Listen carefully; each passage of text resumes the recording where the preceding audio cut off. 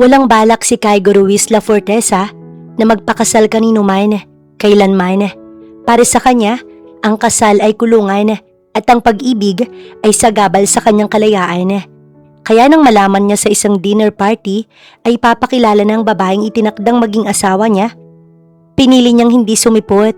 Sa halip, umalis siya at nagtungo sa Isla Lagarda. Doon niya inutos ang isang plano.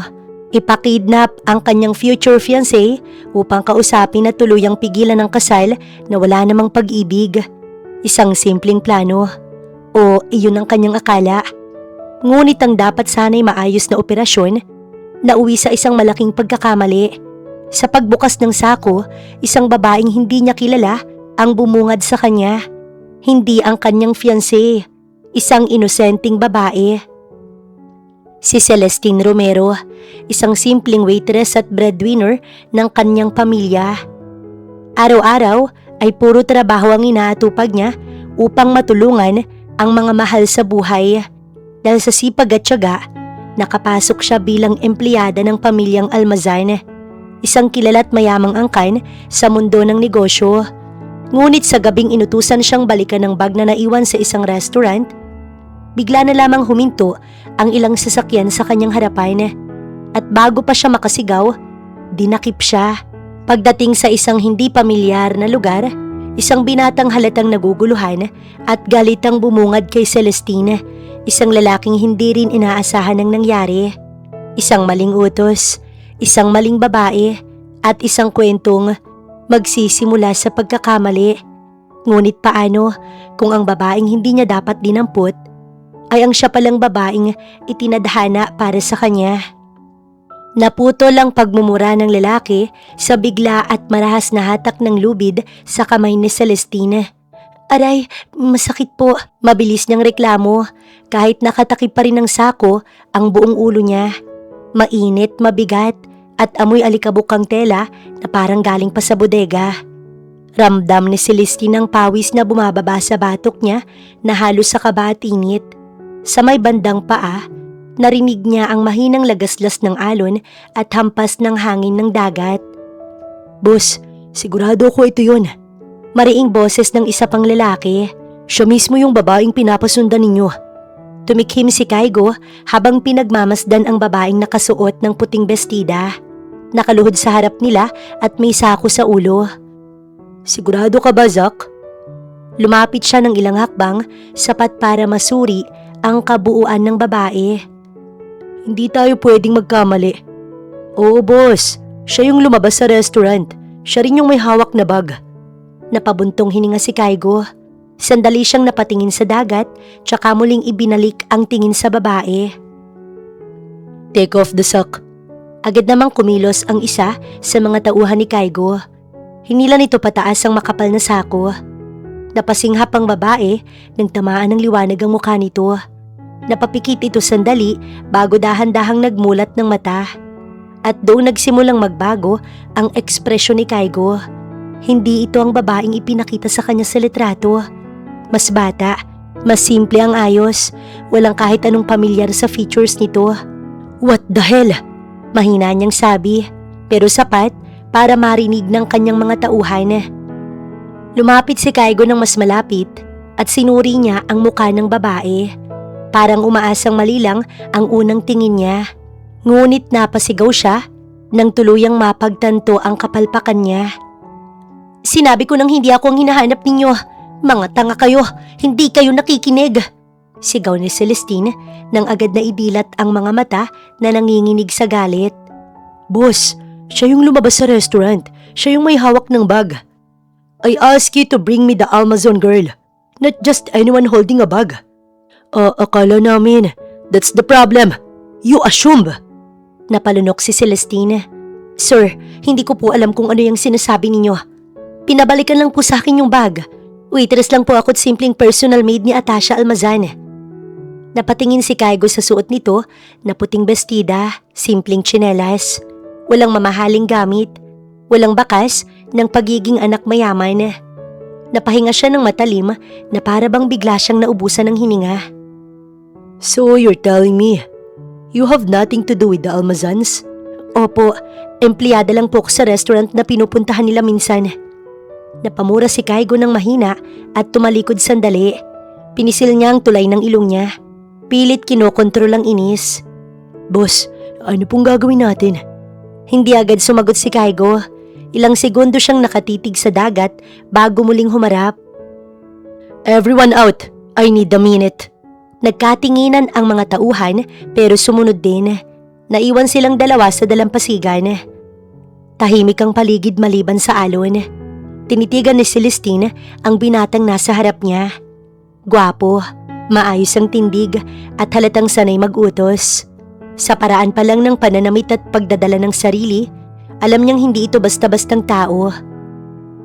Pwede na po ba akong umuwi? Tanong niya, mas mahinahon pero ramdam pa rin ang takot. I wish it was that simple. But you just fell into something bigger than you thought. Nanlaki ang mata ni Celestine. Hindi ko po gustong masangkot sa kahit na ano. Listen carefully. The girl I was supposed to bring here belongs to a powerful family. If they found out someone else was taken by mistake, it complicates everything. Problema niyo na po yun. Yeah, I know. But that doesn't change the fact na nakita mo kami. Narinig mo ang usapan namin. Kasalanan niyo na yun. Hindi ko naman to ginusto. Do you even understand what would happen if this leaks? Anong maglilik? Wala naman po kung alam. You know my name. Saglit na natahimik si Celestine. At ano ngayon? Hindi naman po ako interesado sa buhay niyo. Pinag-aralan ni Kaigo ang ekspresyon ng dalaga. Walang bahid ng pakikipaglaro. Mukhang gusto lang talaga nitong makauwi. Huminga siya ng malalim. There's an arrangement being forced on me between my family and the Almazans. If they find out I tried to intervene, things get messy. Hindi ko na problema yon. I'm aware, but you're involved now. Dahil sa inyo. Doon si Kaigo sandaling natahimik. May punto ang babae. Sumulyap siya sa bahay sa likuran nila. Pagkatapos, ibinalik ang tingin sa dalaga. Here's what's going to happen. You stay here tonight. Ano? Just tonight. You'll have a room, food. You can call your mother again, so she won't worry. Bakit hindi na lang ngayon ako pauwiin? Because my men are still cleaning up the mess. At kailangan kong tiyakin na ang aktual na target ay ligtas. Bago kita palayain. Target na naman? Bulong niya sa sarili. Napansin ni Kaigo ang pagiging hindi komportable ng dalaga sa narinig sa kanyang mga labi. Hindi naman siya masasaktan. Kailangan ko lang siya makausap. Kikidnapin mo din siya? Temporary hold. Big difference. Pareho lang po yun sa amin. Balik ni Celestine. Sa totoo lang, hindi sanay si Kaigo na may sumasagot sa kanya. Pero hindi rin siya sanay na nagkakamali ng ganito kalaki. You have my word. Uuwi ka bukas. Sigurado ka? Oo naman. At kung hindi, then you can ruin me. Ani Kaigo na parang napakasimple lamang. Napakurap si Celestine, hindi niya inaasahan ang sagot na yon. I'm serious. You can go to the police, media, anyone. I won't stop you. Bakit po ako maniniwala? Dahil hindi ako nagsisinungaling. Umirap si Celestine. Hindi niya alam kung maiinis ba siya o matatakot. Nakita niya ang pagtalikod ni Kaigo. Parang tapos na ang usapan para rito. Lumapit muli ang mga tauhan nito sa kanya. Teka, saan niyo ko dadalhin? Relax, sa loob lang. Sigaw ni Celestine pero nahawakan pa rin siya sa braso. Don't touch her unless necessary. Boses ni Kaigo mula sa likod na hindi lumilingon. Huminto ang mga lalaki at siya'y binitawan. Lakarin mo. No restraints. Dagdag ni Kaigo. Bakit parang wala akong choice? Naiiritang tanong ni Celestine. You don't, but I'm trying to make this less ugly. Less ugly? Dinukot niyo ako. I said I'll fix it. Hindi po yan ang sagot. Huminga ng malalim si Kaigo at inayos ang necktie na kanina pa tila sumasakal sa kanya. Pagkatapos nun ay tumalikod siya at naglakad papasok ng mansyon. Sumunod si Celestine. May kaunting distansya sa kanilang pagitan. Habang nasa likod naman ng mga tauhan nito. Mas malinaw ngayon kay Celestine kung gaano kalaki ang lugar. Hindi lang basta bahay sa isla, isang pribadong mansyon iyon na nakaharap sa dagat. Bigyan mo siya ng silid, Zack. At pagkatapos nun, maaari na kayong umalis at bumalik sa syudad. Utos ni Kaigo nang hindi lumilingon. Napahinto si Zack. Boss, sigurado po kayo? Oo naman, ako nang bahala dito. Sandaling nagkatinginan ang mga tauhan bago tumango. Halika, sabi ni Zack kay Celestine. Mas maayos na ngayon ang tono. Hindi na si Celestine pumalag. Tahimik siyang sumunod paakyat sa hagdan. Habang naglalakad, hindi niya maiwasang mapatingin sa paligid ng malinis ang loob. Moderno ang disenyo pero tahimik. Parang hindi madalas tirahan. Sa itaas, binuksan ni Zack ang isang pinto. Dito ka muna. May sariling CR sa loob. May damit sa cabinet kung kailangan mo. Makakaalis na ba talaga kayo? Oo, utos ng boss. At siya mag-isa lang siya rito? Sandaling nag-alangan si Zack bago sumagot. Sana yun. Pagkaalis ni Zack, naiwan sa loob ng silid si Celestine. Malinis at maayos ang kama. May malaking bintana na tanaw ang dagat. Pero kahit gaano kaganda ang kwarto, hindi pa rin iyon nakakabawas sa kaba niya. Ano ba kasing nangyayari? Bulong ni Celestine habang ibinabagsak ang katawan sa malambot na kama. Napatingin siya sa kisame, parang hindi pa nagsisink in ang lahat. Personal maid siya ni Atasha Almazan, kaya nang maiwan ito ang bag sa isang pribado at mahalagang dinner, siya mismo ang bumalik sa luxury hotel para iyon ay kunin. Normal lang iyon para sa kanya, bahagi ng trabaho. Hindi niya inaasahan na may haharang na mga sasakyan. Hindi niya inaasahan na siya ay dudukutin at lalong hindi niya inaasahan na ang nasa likod pala nito ay ang fiancé mismo ng kanyang amo. Napaupo siya bigla. Grabe, anong klaseng pamilya to? Mahina niyang sabi sa sarili. Samantala, mariing pumikit si Kaigo habang bumabagsak ang kanyang katawan sa malaking sofa sa loob ng kanyang silid. Ang dinner meeting na dapat niyang daluhan ay kanyang tinalikuran at ang fiancé na dapat sana'y maayos niyang makakausap, sa halip ay ipinakidnap niya. Ngunit sa kabila ng kanyang plano, isang napakalaking kapalpakan ang naganap. Damn it! Galit na bulalas ni Kaigo bago muling lagukin ng alak na hawak ng kanyang kanang kamay. Naputol ang kanyang pag-iisa nang marinig ang pagring ng kanyang telepono. Ang pangalan ng kanyang inang nakasulat sa screen. Ang mismong taong patuloy na nagtutulak sa isang kasal na para sa kanya'y walang kabuluhan. What the hell are you doing, Kaigo? Bungad agad ng ina niyang si Amelia. Halatang galit. Hindi mo ba alam na halos mapahiya ako at si Atasha sa hindi mo pagsipot? Hindi ko hiniling ang dinner na yun. Sumandal si Kaigo sa sofa. That is not the point. It is exactly the point. You set it up without asking me. Because you keep avoiding the discussion. Because I don't want that marriage. Saglit na natahimik ang kabilang linya, pero ramdam pa rin ang tensyon. Hindi lang ikaw ang may gusto sa buhay na to, Kaigo. Sabi ni Amelia. Mas kontrolado na ang tono, pero mas mabigat. May responsibilidad ka sa pamilya. I'm handling the business. I'm expanding the company. What more do you want? Dapat kang bumuo ng pamilya, Kaigo. Yun ang gusto ko. Bigyan mo ko ng apo. Mahirap ba yun? So this is about the grandchild? Ginagawa mo to dahil gusto mo ng apo? Don't twist my words. I'm not twisting anything, Mom. You're deciding my future like it's a board meeting. Kaigo, you're not getting any younger. I'm 32, not 60. And I refuse to marry someone just to produce an heir. Hindi lang apo ang usapan dito. The Almazan strengthen our position. Masisiguro ang kumpanya nila at ng atin. The company is already secure. I built that expansion myself. At hindi habang buhay malakas ang market. Alliances matter. And so does choice. Sandaling natahimik ang kabilang linya. Hindi ka ba naawa kay Atasha? Napahiya siya kanina. I didn't ask her to agree to this. Pareho kayong may obligasyon. No. You and her parents made the decision. Hindi kami. Kaigo. Makikipagkita ako sa kanya, but not to finalize anything. I'm going to talk to her. Hindi ka na pwedeng umatras. Watch me, Mom. Muling natahimik ang kabilang linya. Pero hindi ito ang katahimikan na nagpapakita na talo na si Kaigo sa diskusyon. Tomorrow, 10 a.m. Don't disappoint me again. Pinatay ni Amelia ang tawag.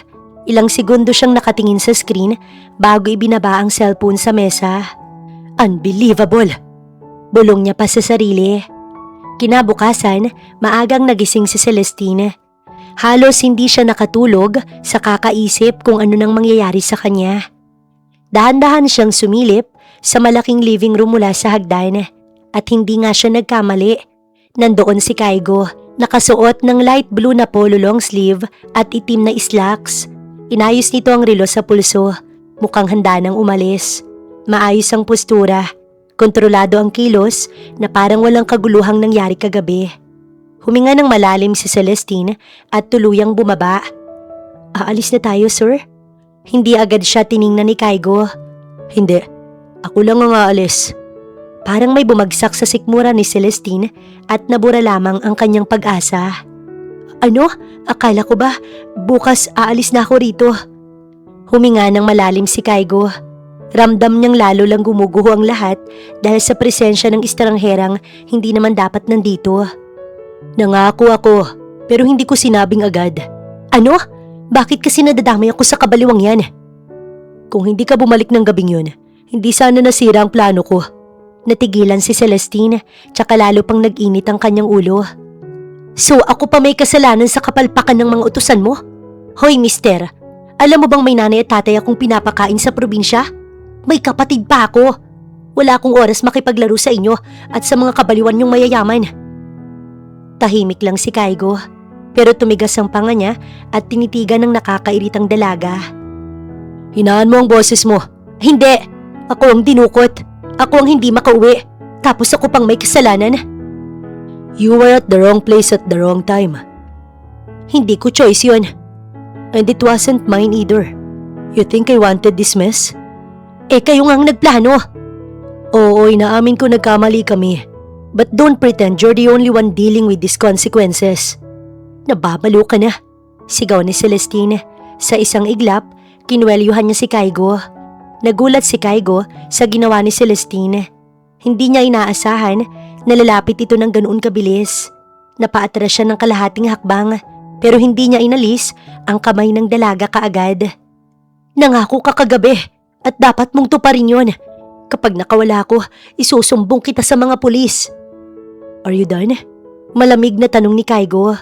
Hindi agad sumagot si Celestine. Humihingal siya sa inis na para bang pinagtitiripan lamang siya nito. Dahan-dahang hinawakan ni Kaigo ang kamay nito at inalis mula sa kanyang kwelyo. Hindi marahas pero malinaw na ayaw niyang ginagawa nito. Una, huwag mo akong hahawakan ng ganyan. Ano, matatakot ako sa'yo? Hindi ko sinabi na matakot ka sa akin. Wala na akong iisipin. Ikaw ang dahilan kung bakit ako nandito. Yes, and I'm fixing it. Sa paraan mo? Because that's the only way this ends clean. Walang clean sa kidnapping. Napahinto si Kaigo. Huminga siya ng malalim. You want to go to the police? Fine.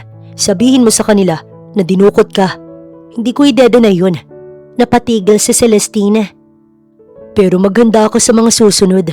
Ano yun? Pananakot? Hindi. Lumakad si Kaigo palapit, hindi para manakot. Mas seryoso ang tono niya ngayon. Magkakaroon ng investigasyon. Media, pangalan mo lalabas. Pangalan ng pamilya mo. Alam mo kung gaano kabilis gumawa ng kwento ang tao. Nanahimik si Celestine na tila binuhusan siya ng malamig na tubig. Sasabihin nila na sangkot ka, na ito'y sinadya mo, na tinatapunan mo ko ng pananakot. Kaya mo ba yun? Hindi ako ganung tao. I know. But that world doesn't care. Nanginginig pa rin ang kamay ni Celestine. Pero unti-unting humupa ang galit niya at napalitan ng takot. So anong gusto mo? Tinitigan siya ni Kaigo ng ilang segundo. Pagod na ang mukha nito pero hindi iyon dahilan para maging magaan ang tono. Tumahimik ka muna at huwag gawing mas mahirap kaysa sa dati. Pagkatapos nun, tumalikod siya at naglakad palayo. Tarantado! Sigaw ni Celestine. Alam na Celestine na narinig iyon ng binata dahil bahagya itong tumigil sa hakbang pero hindi ito lumingon. Naiwan siyang mag-isa sa napakalaking living room. Ramdam niya ang lamig ng marmol sa talampakan niya habang nakatayo roon. Parang mas lalo siyang lumiit sa laki ng lugar. Gago talaga yun. Ano bang alam ko sa kabaliwan ng mga mayayaman? Napaupo sa sofa si Celestine. Hinahagod ang braso na kanina pa naninigas sa tensyon. Hindi ito ang kanyang buhay. Dapat ngayon, nasa staff quarters siya ng hotel. Nagre-ready para sa susunod na schedule ni Atasha. O kaya naman, nagpapahinga na sa maliit nilang inuupahang apartment sa city. Hindi nakakulong sa mansyon ng fiancé ng kanyang amo. Samantala, hindi alam ni Kaigo kung bakit, pero bahagya siyang napangisi nang maalala ang itsura ni Celestine kanina. Kung paano ito sumigaw, kung paano siya kinwelyuhan, at kung gaano katapang ang mga mata nito kahit halatang takot. Bahagya siyang napailing. May problema po ba, sir? Tanong ni Zack nang mapansin ang ngisi at pagiling ni Kaigo. Wala. Si Kaigo nasagot at agad na umayos ng tindig. Parang may naalala lang kayo. Huwag mo nang isipin yun. We have bigger issues. Tumango si Zack. Sir, tama po kayo. Nagkamali nga tayo kagabi. Yung nadampot namin, personal made pala ni Ma'am Atasha. Tahimik si Kaigo at hinihintay ang detalye. Si Celestine Romero po. Kaya siya nakasakay sa kotse ni Ma'am Atasha kasi pinabalik siya sa hotel. Naiwan daw po ang bag sa dinner. Yung dinner na dapat dadaluhan nyo. Tumikwas ang panga ni Kaigo at huminga ng malalim pero nanatili siyang tahimik at nakikinig.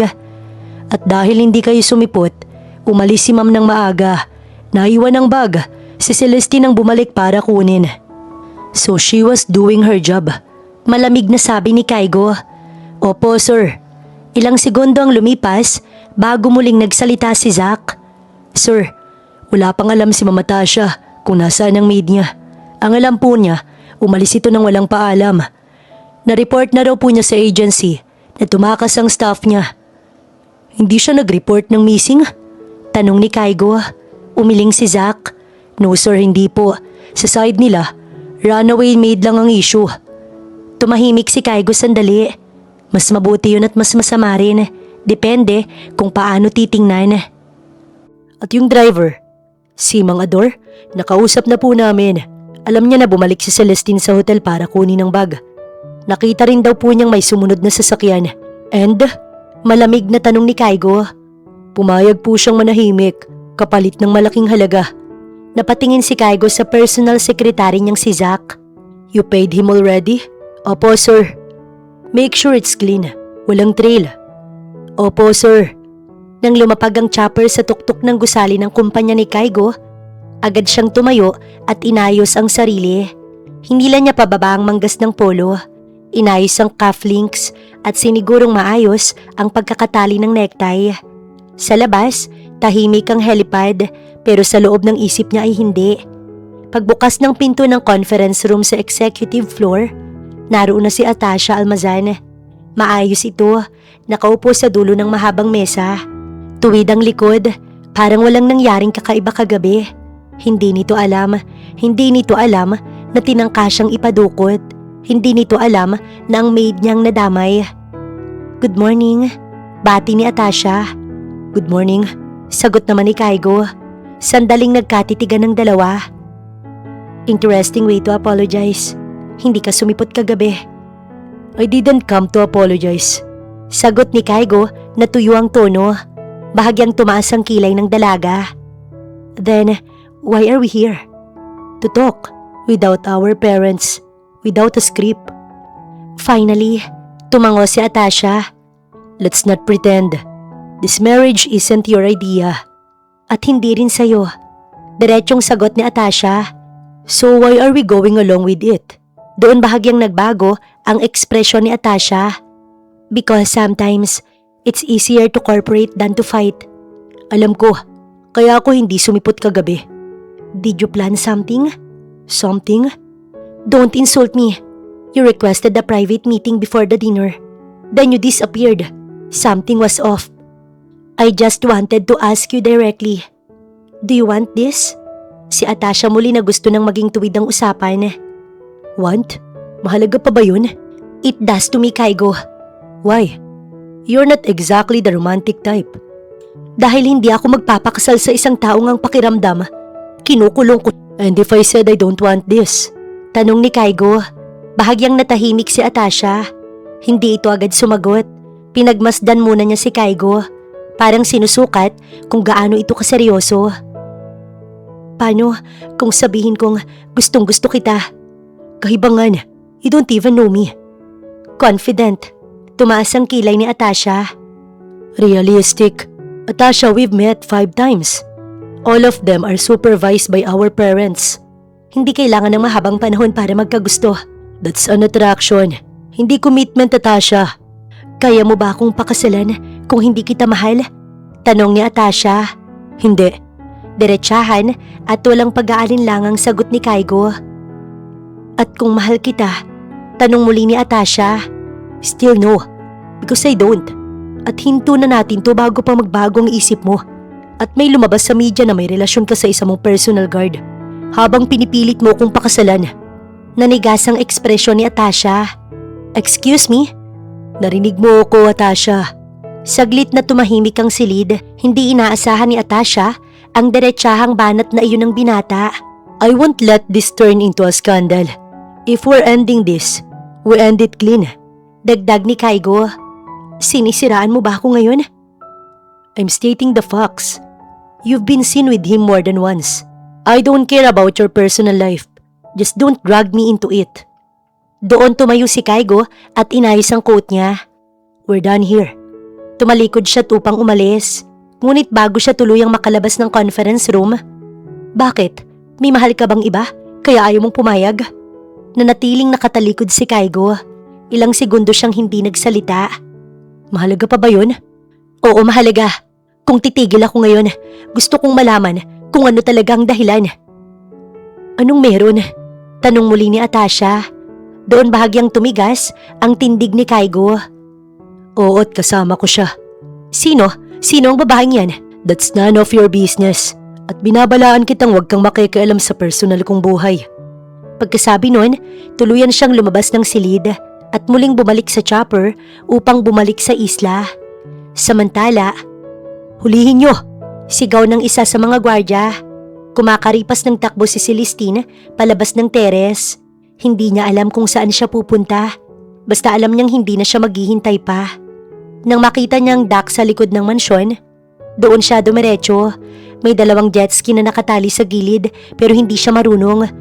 Pero mas natatakot kung mananatili siya rito. Dalian nyo! Sigaw ng isa pang guard sa likod niya. Bahala kayo dyan, mga baliw! Sigaw ni Celestine. Nanginginig ang kamay habang tinatanggal ang tali. Halos hindi niya alam ang ginagawa niya. Pinindot niya ang start button na nakita niya sa handle. Umugong ang makina. Napaatras ang isa sa mga gwardya dahil sa lakas ng tubig na tumalsik. Napaigtad siya nang umabante bigla ang jet ski. Hindi siya marunong mag-balance pero kapit na kapit siya sa manibela. Napapamura pa nga siya. Sa likod niya, may isa pang jet ski na pinaandar. Huwag niyo akong sundan! Sigaw niya kahit alam niyang siya'y hahabulin. Sa himpapawid, napakunot ang noo ni Kaigo nang matanaw niyang dock mula sa itaas. Nagkakagulo ang kanyang mga tauhan at sa gitna ng dagat ay may jet ski na paikot-ikot at walang direksyon ng takbo. Anong ginagawa niya? Sir, mukhang tumatakas po. Sagot ng piloto. Obviously. Mas bumaba ang chopper para mas malinaw ni Kaigo na makita. Kitang-kita niya ang paraan ng paghawak nito. Hindi sanay, hindi rin kontrolado. Isang maling liko lang, pwede itong tumilapon. Ibaba mo ang chopper malapit kay Celestine. Utos ni Kaigo habang tinatanggal ang seatbelt. Pero sir, malakas po ang hangin. Just do it. Bahagyang kumabig ang piloto para i-stabilize ang chopper habang pababa. Sa ibaba, lalong gumugulo ang takbo ng jet ski. Minsan pa kaliwa, minsan pa kanan. Halatang hindi alam ni Celestine ang tamang direksyon.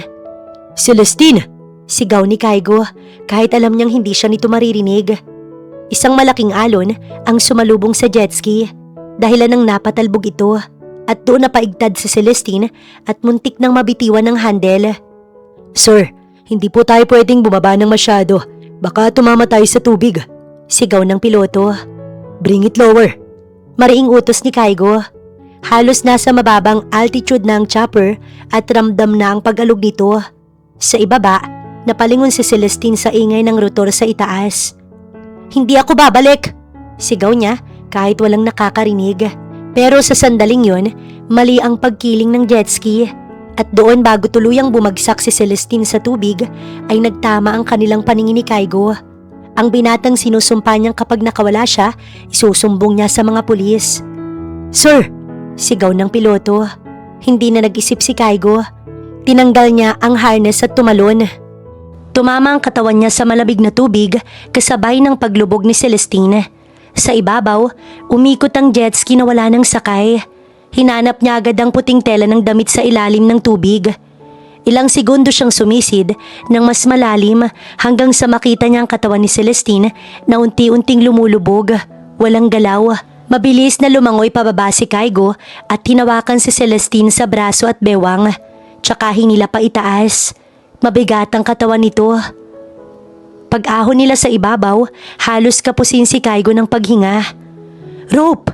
Sigaw niya. Ibinaba agad ng piloto ang rescue line. Isinabit niya ang isang braso sa tali habang hawak si Celestine gamit ang kabila. "Pulls us up!" Unti-unti silang hinila pataas. Pagpasok sa chopper, agad ni Kaigo iniga si Celestine sa sahig. Walang malay at maputla. "Celestine!" Tinapik niya ang pisngi nito pero walang reaksyon. Hinawi rin ni Kaigo ang basang buhok sa mukha nito at sinuri ang paghinga. Mahina at halos wala na. "Clear the space!" Utos niya sa piloto. Lumuhod si Kaigo sa tabi nito at nagsimulang mag-compress sa dibdib. 1, 2, 3. Pero nanatiling walang reaksyon si Celestine. Muli siyang nag-compress. "Come on, don't do this." Ilang pampang ginawa niya pero halos walang reaksyon. Mahina ang pulso, walang malinaw na paghinga. Hindi na si Kaigo nagdalawang isip. Tinuwid niya ang ulo ni Celestine. Tinakpa ng ilong nito at bahagyang ibinuka ang labi. Lumapat ang mga labi niya sa labi nito at nagbigay siya ng hangin. Muli siyang nagkompress sa dibdib nito. "Stay with me." Mariin niyang sabi kahit hindi ito nakakarinig. Pagkatapos ng ilang compressions, muli siyang yumuko at nagbigay ng rescue breath. Ramdam niyang lamig ng balat nito. Ramdam din niya ang sariling kaba na pilit niyang tinatago. "Sir," alanganing tawag ng piloto. "Not now." Putol ni Kaigo nang hindi tumitingin. Muli siyang nagkompress. Mas mabilis at mas madiin. 1, 2, 3. Biglang napasinghap si Celestine. Umubo ito ng malakas at bumaluktot ang katawan habang lumalabas ang tubig sa bibig niya. Napaatras si Kaigo ng bahagya pero agad din siyang lumapit. Umubo pa si Celestine at hinahabol ang hangin. Nanginginig ang balikat niya habang sinusubukang bumawi ng paghinga. Dahan-dahan siyang nagmulat ng mata. Malabo pa ang paningin niya. Ilang segundo bago niya naaninag ang mukha ni Kaigo sa kanyang ibabaw. Anong ginagawa mo? Bakit mo ko hinalikan? Walang yaka." Napapikit sandali si Kaigo na hingal pa rin mula sa paglangoy at pag-CPR. "Seriously? Yan pa rin ang iniisip mo?" Pinilit iangat ni Celestine ang ulo niya pero napangiwi siya sa sakit ng dibdib. "Nararamdaman ko, CPR yon. Di ka na humihinga kanina. Hindi mo pwedeng..." "No, you were unconscious. Wala kang pulso na maayos. Anong gusto mo? Panoorin na lang kitang lumubog?" Natahimik si Celestine pero hindi pa rin nawawala ang inis sa mukha niya. "Pwede mo naman akong..." "Anong pwede? Hintayin na lang na may ibang gumawa o pabayaan ka?" Natahimik si Celestine. May punto naman ito pero hindi pa rin mawala ang kanyang galit. At ang halik na ninako sa kanya na kahit papara sa CPR yon, lalong nagpainit ng kanyang ulo. "Sir, lalapag na po tayo." Boses ng piloto ang bumasag sa katahimikan. Hindi sumagot si Kaigo. Tumayo siya at sinigurong maayos ang pagkakahinga ni Celestine habang pababa ang chopper. Paglapag, agad na bumukas ang pinto. Sinalubong sila ng hangin mula sa dagat at ang ilang tauhan na nag-aabang. "Tumawag kayo ng private doctor at papuntahin niyo rito." Utos ni Kaigo habang maingat na binubuhat si Celestine. Anong... Hindi na tuloy ang sasabihin ni Celestine nang tuluyan siyang buhati ng binata. Huwag ka na magsalita pa. Maikling sabi ni Kaigo. Hindi ako baldado. Good, then stop moving. Diretso si Kaigo na naglalakad papasok ng mansyon. Nasa likod nila ang mga tauhan. Tahimik pero halatang tensyonado. Pagpasok sa loob, agad niyang inakyat si Celestine sa isa sa mga guest room. Inihiga niya ito sa kama at inayos ang unan sa likod nito. Humiga ka. You inhaled seawater. Hindi mo kailangan mag-English para lang magmukhang tama. Hindi ako nagpapamukhang tama. I'm stating a fact. Napatigil si Celestine sandali. Masakit pa rin ang dibdib niya sa bawat paghinga. Ilang minuto ang lumipas bago dumating ang pribadong doktor. Sinuri ang paghinga niya. Pinakinggan na rin ang kanyang dibdib at tinanong kung may masakit o nahihilo pa. May konting fluid pa sa lungs pero hindi naman malala. Kailangan lang magpahinga at obserbahan for the next 24 hours. Make sure she's monitored. Sagot ni Kaigo. Yes, Mr. La Forteza. Pagkaalis ng doktor, naiwan ulit silang dalawa sa silid at ilang segundong katahimikan pa iyon bago si Celestine mismo ang bumasag sa katahimikan. Hindi mo kailangang magpakahiro. Hindi ko naman ginagawa yun. Tumalon ka mula sa chopper. Nalulunod ka na eh. Pwede kang mamatay. So could you? Napatingin si Celestine sa seryosong ekspresyon ni Kaigo. Hindi mo ko obligasyon. Mali ka. Nandito ka dahil sa akin. Dahil sa kapalpakan mo. Yes, exactly. Hindi ibig sabihin yan, may karapatan kang halikan ako. Sabi ni Celestine na may bahagyang hiya. Napabuntong hininga si Kaigo at tila pagod na sa kakareklamo ng dalaga. That was CPR. Sa iba siguro, pero sa akin, hindi yun basta-basta. Napatingin si Kaigo sa dalaga ng mas maigi. Do you really think na yun ang priority ko habang hindi ka humihinga? Natahimik si Celestine roon at napakagat sa ibabang labi. Kung gusto kitang halikan, hindi ko gagawin yun habang wala kang malay. Ang kapal mo! Just rest, Celestine, at wag mong ulitin yung ginawa mo kanina. Ano? Anong gusto mo? Dito lang ako hanggang sa mabulok? Paulit-ulit akong tatakas hanggang sa magsawa kang hanapin mo ko. You stay for a while. Hindi ka hinahanap ng amo mo. As far as I know, inireport ka niya sa agency as runaway. Malamang may kapalit ka na. Parang may kumalabit sa sikmura ni Celestine. Mahirap humanap ng trabaho, kaya tila ba bumagsak ang lahat sa kanya sa narinig. Ano? Hindi pwede. Kailangan ko yung trabaho. Kaya nga sinasabi kong magpahinga ka muna. May pag-uusapan tayo. Anong pag-uusapan? Magpahinga ka na muna. Si Kaigo bago tuluyang lumabas. Walang nagawa si Celestine kundi mapapikit ng mariin. Dahan-dahan siyang huminga at ramdam pa rin niyang hapdi sa dibdib sa bawat paglanghap ng hangin. Pagmulat niya, tumama sa mata niya ang sikat ng araw na pumapasok sa malaking bintana. Maganda ang kwarto, malinis, tahimik at tanawang dagat mula sa itaas. Noon pangarap niyang ganitong tanawin, isang mansyon, malawak na silid, buhay na hindi kailangang magbilang ng barya para sa renta. Pero hindi niya isinabay sa pangarap na iyon ang maging bihag sa loob ng ganoong klaseng lugar. Napabuntong hininga siya. Ang galing mo, Celestine. Nakapunta ka nga sa mansyon pero hindi naman bilang bisita. Bulong niya sa sarili. Samantala, probinsyano siya at breadwinner ng kanyang pamilya? Tanong ni Kaigo habang inilalapag ang file sa mesa. Yes po, sir. Verified. Sagot ng sekretary niyang si Nash sa kabilang linya. May 2 nakababatang kapatid na nag-aaral. Ang magulang po ay nasa probinsya. Siya ang nagpapadala buwan-buwan. At yung tungkol sa agency? Resolved na po namin yon. May note na nag-request daw si Celestine ng personal leave due to family emergency. Hindi na po siya tagas runaway. Tumangulang si Kaigo. Good. Siguraduhin ganun pa rin ito. Yes, sir. Nang mawala ang tawag, sandali na nanatili si Kaigo na nakaupo sa likod ng mesa. Pero hindi tahimik ang kanyang isip. Napatingin siya sa manipis na file na ipinasa ni Nash kanina. Background report ni Celestine. May nakalagay na maliit na 2x2 photo nito sa unang pahina. Kinuha niya ang papel at tinitigan ng litrato. Simpleng kuha lang, walang make-up. Diretso ang tingin sa kamera. Damn it! Mura niya sabay pikit. Hindi alam ni Kaigo at hindi niya maintindihan kung bakit parang may kung anong humihila sa kanya na wag mo na itong pauwiin. Kahit malinis na ang lahat sa side niya. Wala nang runaway report. Tahimik na ang driver. Walang trail. Technically, pwede na niya itong ihatid pabalik sa city. Pero bakit ayaw niya? Hindi dahil kailangan niya pa ito.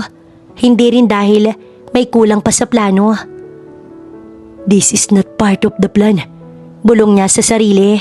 Pero kahit anong tanggi ni Kaigo ay may espasyo ng dalaga sa puso niya. At iyon ang nakakainis. Samantala, maaari po ba akong tumulong?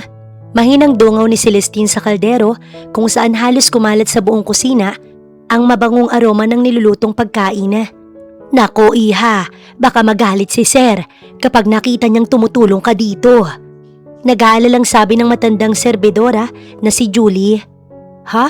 Naku hindi po, mas okay nga po ito para mas mabilis kayong matapos. Pero iha, wag po kayo mag-alala Manang Julie. May paborito po kasi akong ulam na miss ko na kaya magluluto po rin sana ako. Napatingin si Manang Julie sa hawak ni Celestine na sibuyas at sa paraan ng paghiwa nito na manipis, pantay at mabilis pero maingat. Anong lulutuin mo iha? Tinola po, ang tagal ko na pong hindi nakakakain na to lalo na po yung luto ng nanay ko. Tinola, favorite yan ni Sir. Ha? Hindi ko naman po niluto ito para sa kanya. Hindi ko sinabing para sa kanya. Basta gusto niya yan kapag gusto niyang mapag-isa. Di sakto humanang, baka sakaling mabawasan ng sungit. Napatawan ng mahina muli si Manang Julie. Matapang ka talaga. Hindi po matapang, sanay lang po ako na walang sasalo kapag nadapa.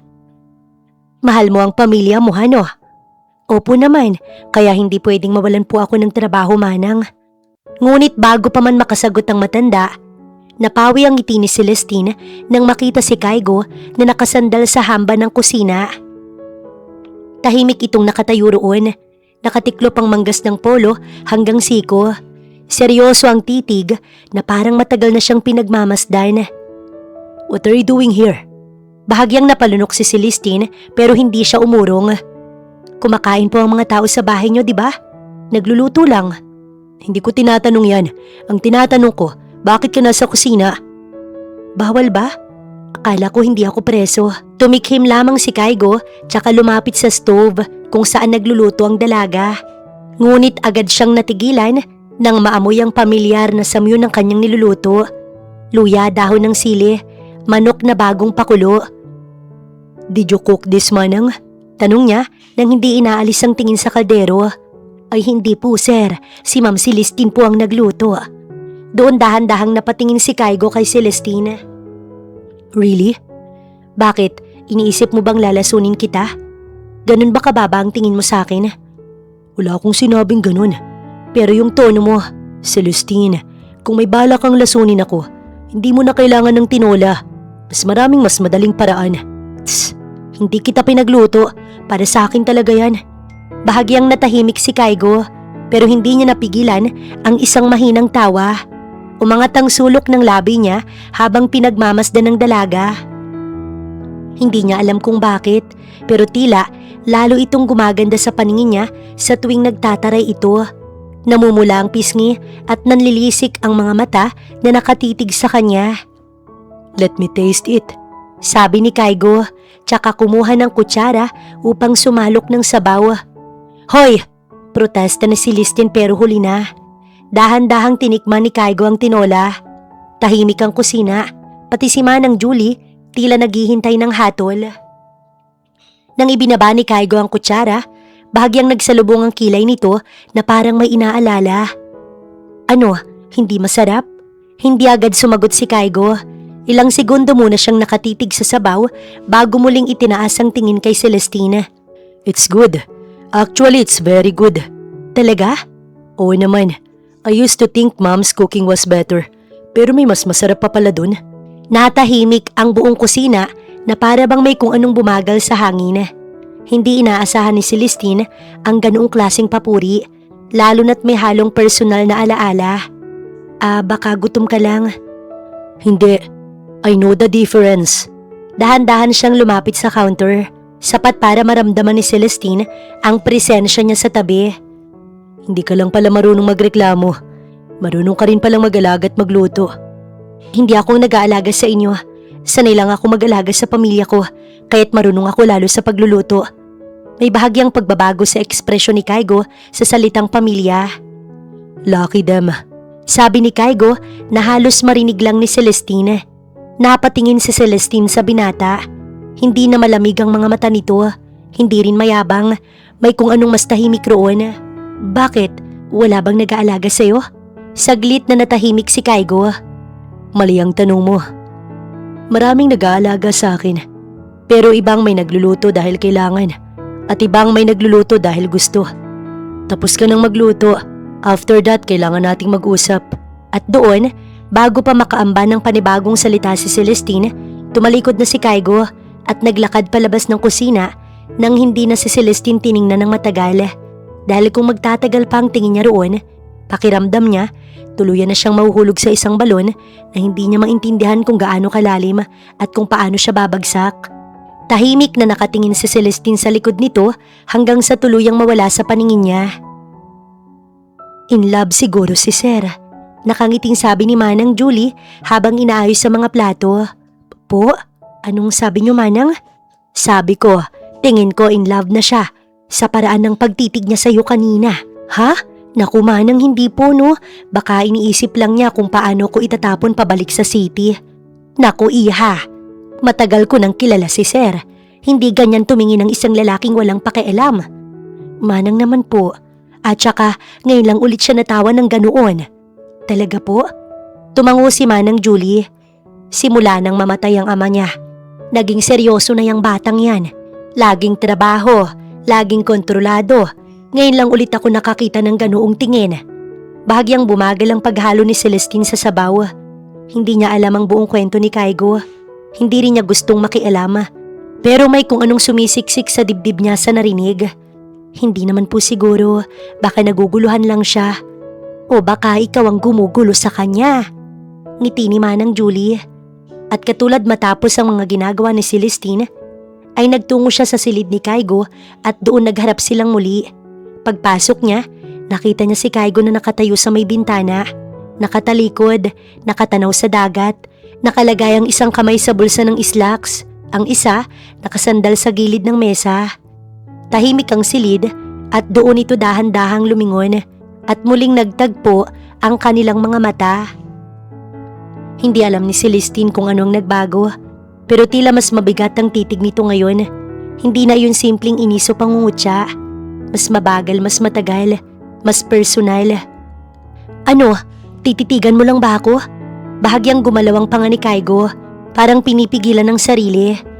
Lumapit ka. Ano na naman yan? Reklamo niya, pero sumunod pa rin ang ilang hakbang. Sapat na ang distansya para maramdaman niya ang init ng presensya nito. Kinakabahan ka. Hindi Yung kamay mo. Mahina nitong sabi, bahagyang tumingin sa mga daliri niyang mahigpit ang kapit sa laylayan ng damit niya. Nanginginig ang mga kamay mo. Agad niyang ibinaba ang mga kamay. Malamig lang. Hindi kumibo si Kaigo. Tinitigan lang si Celestine. Bakit mo ako pinatawag? Huminga ng malalim si Kaigo bago nagsalita.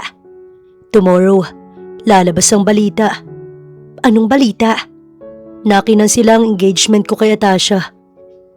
Eddie, good for you. Hindi pa nagtatapos doon. May magtatanong kung bakit.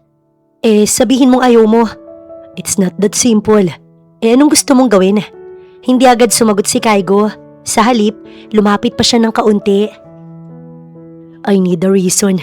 Anong klaseng reason? A convincing one. Parang may malamig na tubig na bumuhos sa likod ni Celestine nang mapagtanto ang ibig sabihin ni Kaigo. Hoy, wag mong sabihin. Yes. Putol ni Kaigo. Nanlaki ang mata ni Celestine. Hindi, wag mo kong isama dyan.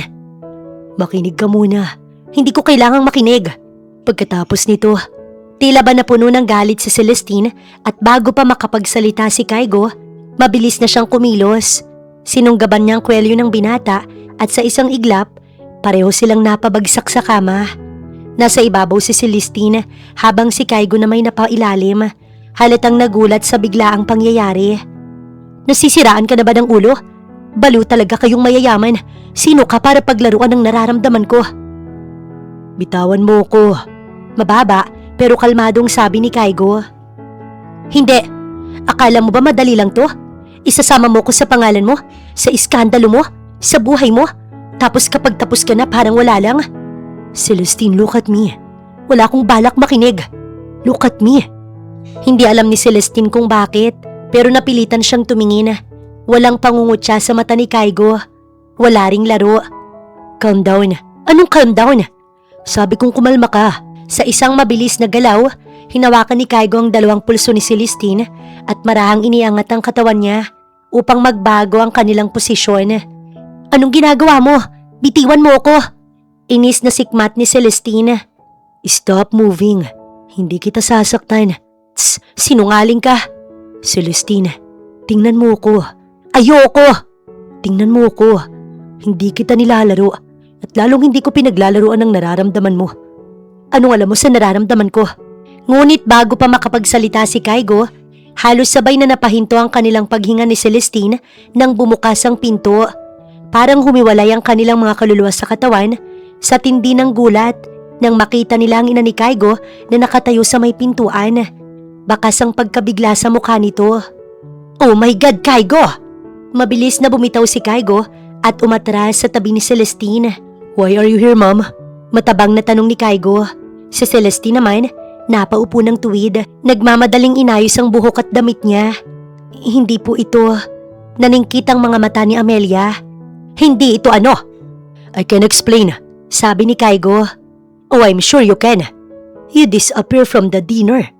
You humiliate the Almazans. And now I found you in bed with...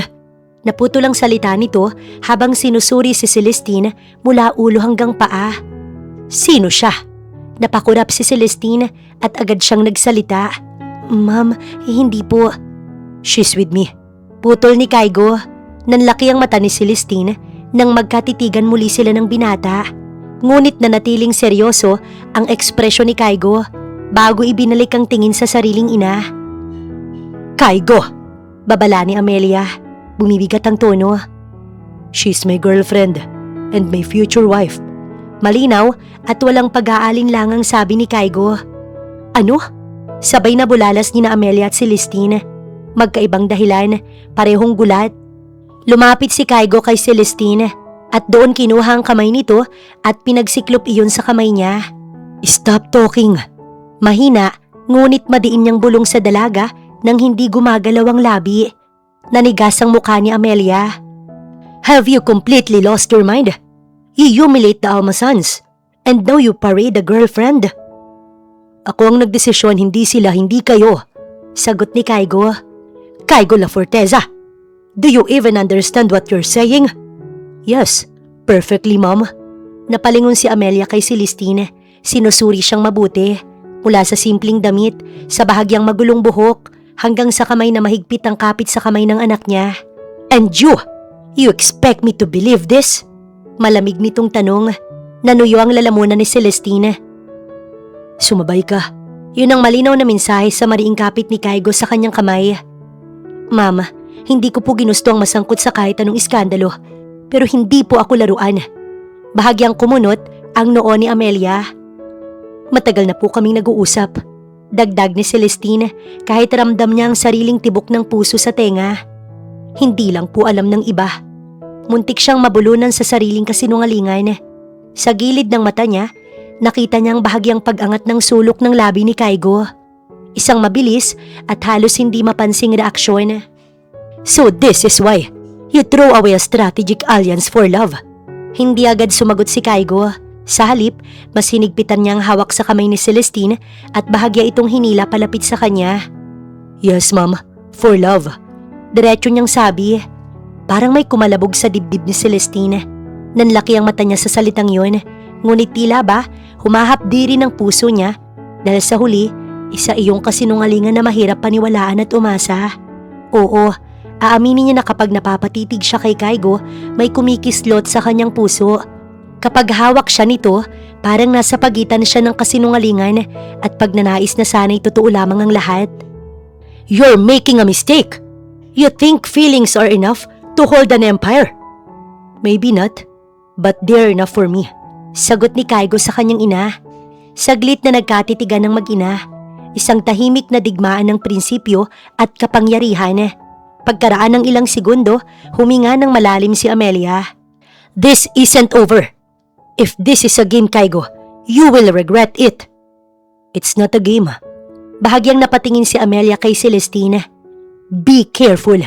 Men like my son don't fall. They calculate. Pagkatapos nun, tumalikod si Amelia at lumabas ng silid. Marahang isinara ang pinto. Dahan-dahang bumitaw si Kaigo sa kamay ni Celestine. At bago pa siya makapagsalita, doon ay sinampal siya ni Celestine. Future wife? In love? Anong klaseng kabaliwan yan, Kaigo? Tahimik si Kaigo. Dahan-dahan niyang ibinalik ang mukha sa dalaga. Walang galit sa kanyang ekspresyon, kundi isang mabigat na paghinga. What do you want me to say? Ang totoo, hindi yung kung ano lang ang convenient sa'yo. That was convenient. It was necessary. Necessary? Kailangan mong idamay ako sa drama mo? Gawin akong future wife sa harap ng nanay mo? Mas maniniwala siya sa matinding dahilan kaysa sa kalahati lang. Girlfriend isn't enough. Future wife is. Pumikit ng mariin si Celestine at napahilamos ng muka. Ilang segundo siyang tulala, tsaka napakagat sa ibabang labi at pilit pinipigilan ang sariling sumigaw. So ano na? Kailangan mo ko papatakbuhin sa kabaliwan mo. Ilang linggo na ako rito at nasasayang ang oras ko. Oras na dapat nagtatrabaho ako. Oras na dapat nagpapadala ko sa pamilya ko.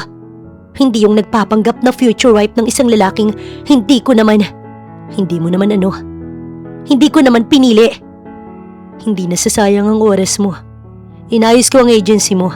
May allowance ang pamilya mo simula nang dumating ka rito. Ano? I've been sending monthly support under your name. Bakit mo ginawa yon? Tumikhim si Kaigo at huminga ng malalim. Hindi ko rin alam. Anong ibig mong sabihin na hindi mo alam?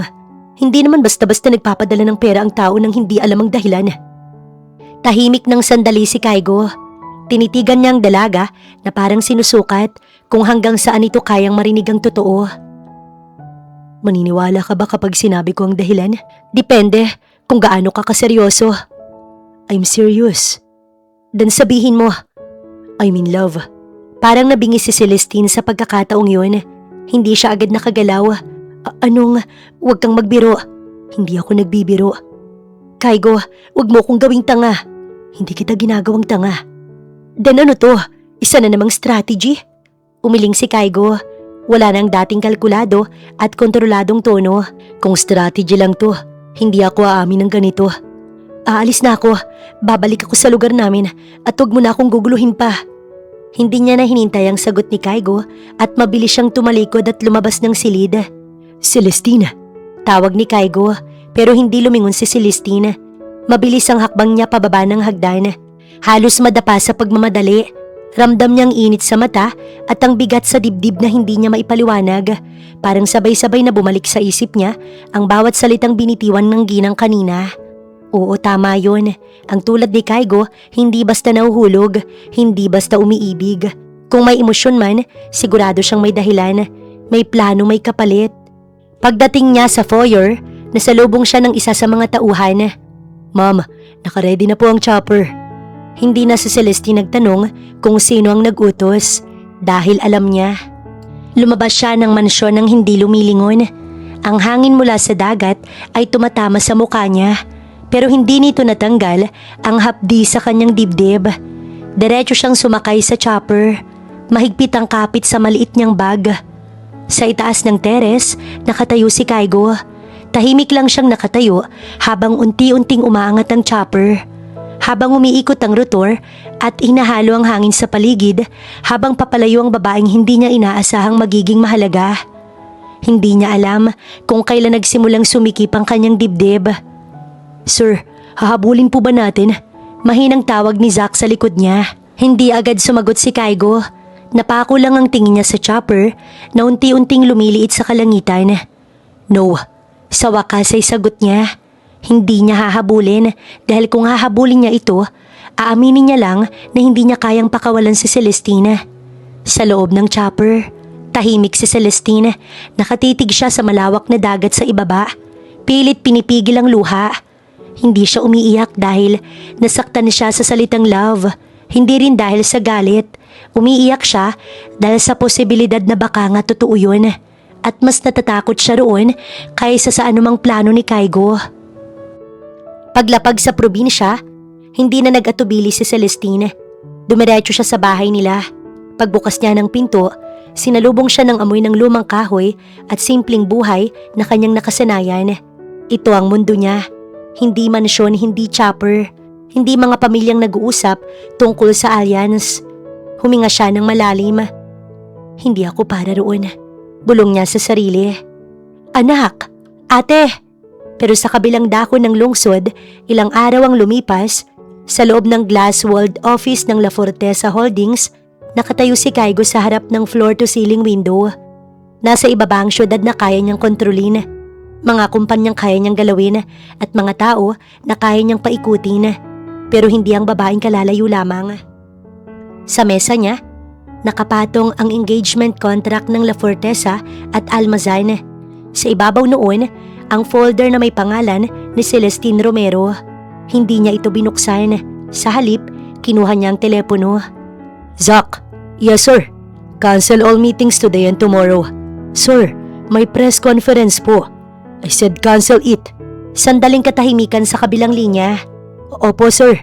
Ihanda mo ang chopper. Aalis ako. Hindi na hinintay ni Kaigo ang sagot. Mabilis niyang kinuha ang coat mula sa likod ng upuan at diretso siyang lumabas ng opisina. Mabilis ang hakbang niya sa hallway. Halos hindi pinapansin ang mga empleyadong napapalingon sa kanya. Wala naman ang problema. Formally, rejected na ang engagement kay Atasha. Hindi na rin ito nagparamdam, pero hindi mapakali ang kanyang puso.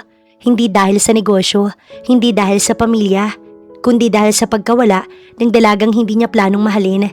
Pero siya palang nagpatibok sa kanyang puso at gumugulo ngayon sa kanyang isipan. Samantala, ayos ka lang ba talaga anak? Mahinang tanong ng ina ni Celestine habang pinagmamasdan ang tahimik na anak.